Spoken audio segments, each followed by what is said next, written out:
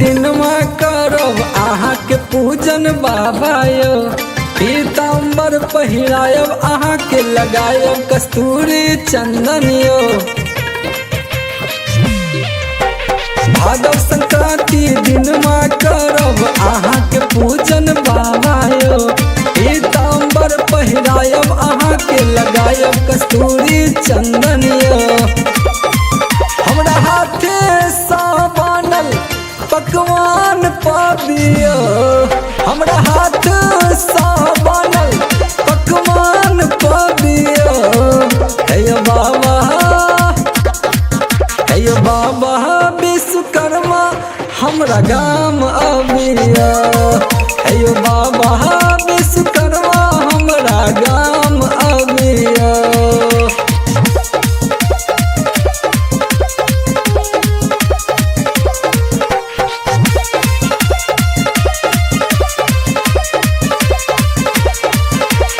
देवतागण के अस्त्र शस्त्र बाबा अहीं के लिए अर्पण यो। हमरो दिस तकियो बाबा करे छी सदिखन सुमरन यो।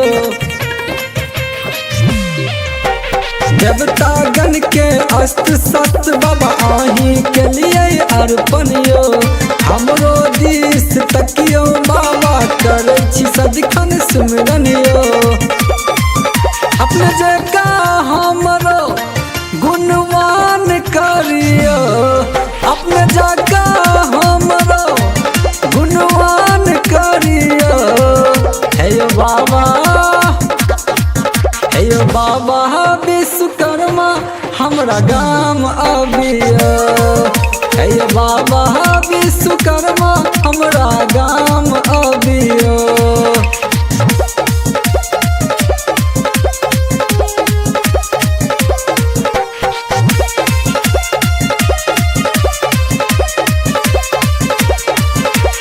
अही धरती पर अहाँ सबर का भेले में अभियंता यो। वास्तुकार शिल्पकार बाबा अही छी विश्व रचयिता यो। अही धरती पर अहाँ सबर का भेले में अभियंता यो। वास्तुकार शिल्पकार बाबा अही छी विश्व रचयिता यो। विजय बम बम मुख्य माधुर ई गान सुनियो।